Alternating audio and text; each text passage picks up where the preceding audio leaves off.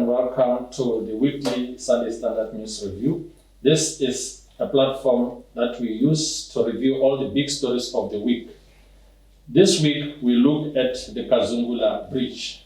Early in the week, a number of SADC heads of state descended on the Zambezi there to officially open and also witness the opening of the Kazungula Bridge.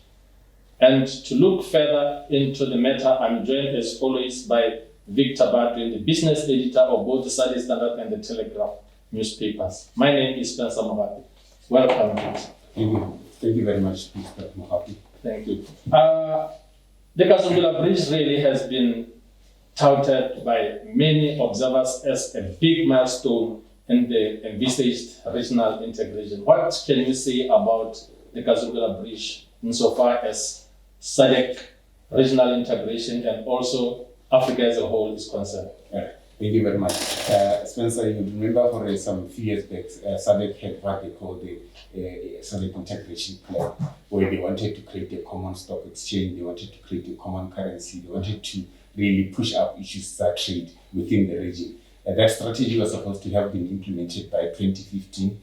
It couldn't happen, but nonetheless, it's not outside. It's not been thrown outside the house really. So Kazungula Bridge is seen as part or a critical part of that plan to say now if you have this bridge that is linking the rest of the region, the Southern African region, to the rest of Africa, we could be now even speaking beyond the SADC region and now going into the continent. This comes in terms of access to the market, international market. Remember, on our side, we have two major ports, being in Durban and the other one in Namibia, Walvis Bay. So some of the goods that come to Africa, to as far as East Africa or Central Africa, they come through Durban and Walvis Bay. And this bridge is very critical to that. Yeah, yes, I understand that very much. Can you maybe talk about to what extent can we expect this particular bridge to facilitate the regional trade both between and across Southern Africa, for example? What can we say to the people who are in business? What can you talk about when you're talking about the speed with which trade will be facilitated as a result of this bridge?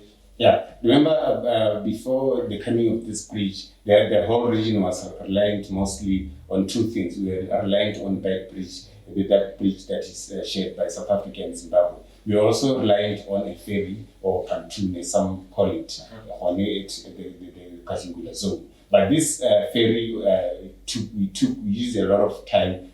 Trucks used to come there and pack for over 2 weeks, really. And with the coming of this bridge, we have been told that at max, trucks would spend 2 hours there. This means there will be fast movement of goods and even services, really, because if you want to use a courier company to send something to Livingston in Zambia or to send something to DRC or even as far as Rwanda, the truck or the whatever means you're going to use to send those goods, they will be much more faster.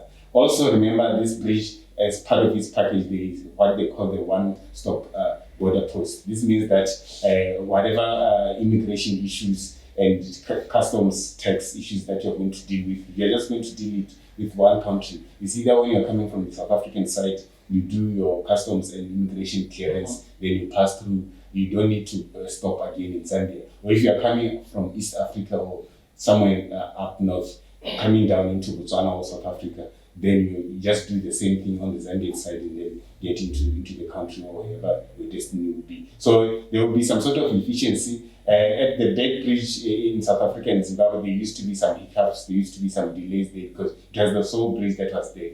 And then the ferry, they will only use 2 cartoons, and sometimes they because of breakdowns, it will go for 2 weeks being on breakdown and it will delay the transfer of goods. Thank you very much again. But there's still only one stop border component of this particular bridge. Can we just maybe go a little bit deeper into it and say how close does this bring us to a SADC that is borderless, a SADC that there's free movement, no tariffs across, and maybe even Africa so to speak, that has no borders? How close does this particular development, because I would say it's the first of its kind? Yeah, this is a very important component of the whole integration process in Africa and the region as a whole. Remember, like I said, the strategy for SADC by 2015 would have been a common market, would have been at least having similar tariffs. And from what we hear even about this bridge is that at some point there will be a management company that would take care of issues, the toll gates, fees, and the like. And that is what we want, where we have a common pool, common revenue pool, where countries could just put up money there and share it at the end of a financial year. So this process would come as a template for what we could do, even in other existing exit points, even at our borders, like Baatweng, Ramos, and others. We could consider setting up the one-stop border post. This also speaks to issues of trust between the sister countries. But remember, it's not easy to actually accelerate the process because one, our economic development are not at the same level. Our issues like inflation are not at the same level. Issues of security also. That is why sometimes SADC seems to be or appearing to be more obsessed with issues of security than trade, because you really can't be pushing the issue of trade when you have security threats. And on that matter, I would also add that if you look at where the bridge is situated, for example, it sits at the intersection of 4 countries: Botswana, Namibia, Zambia, and Zimbabwe. That is already a big pool, especially for SADC involved. How close also does that at least take SADC into Africa when you look at the Africa Trade Agreement, for example? Yeah, that's almost half of SADC. I mean, 4 is a big number, and even the countries, the 4 countries, they've other setup like the Kaza, if you know about the Kaza, yes, where they deal with issues of tourism and the like. They already have the setup. So this is just the build up into one ecosystems where you find that now the citizens I mean, for me, it's all is left now is to synthesize the citizens and also to capacitate them, because we can't be saying we have built a big bridge like Kazungula and still have our people who have nothing to export to other countries. The same would be said about Zambia. They should be in a position where the Zambians could actually export something into Botswana, to South Africa, to Namibia. And similarly for Botswana, we could use the same bridge to take our goods and services to the rest of the continent. So in terms of infrastructure, we are fine now with the bridge, but we are now left with citizen capacity building. And lastly, Victor, I always want to bring all these big names, big projects, big ideas from economists to the small main industries. I mean, the SMEs around Kazungula, they made a lot of noise about how this bridge, big as it is, important as it is for Africa and for the region, is going to negatively affect their own trade.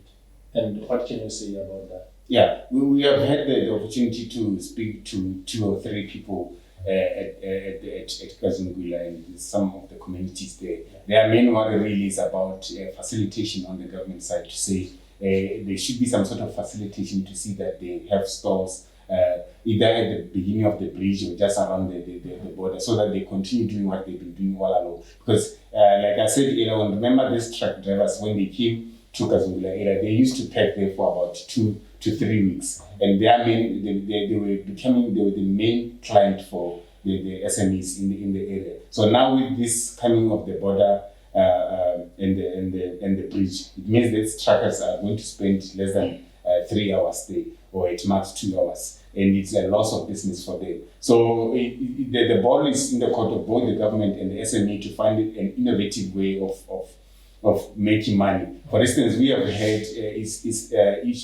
issues related to the ferry itself, that the government is actually planning to give the ferry to the Botswana Tourism Organization as part of the economic development. Part of the things that they could do is to group those SMEs and have them have a trust and have some sort of stake in that ferry, to be part of the one that are running that whatever tourist attraction activities that would be done there. That will compensate for the loss of business that has been there. They don't necessarily need to be there selling airtime physically like they used to, but they could be empowered in one way or the other. Thank you very much, Victor. And thank you very much until we meet again next week.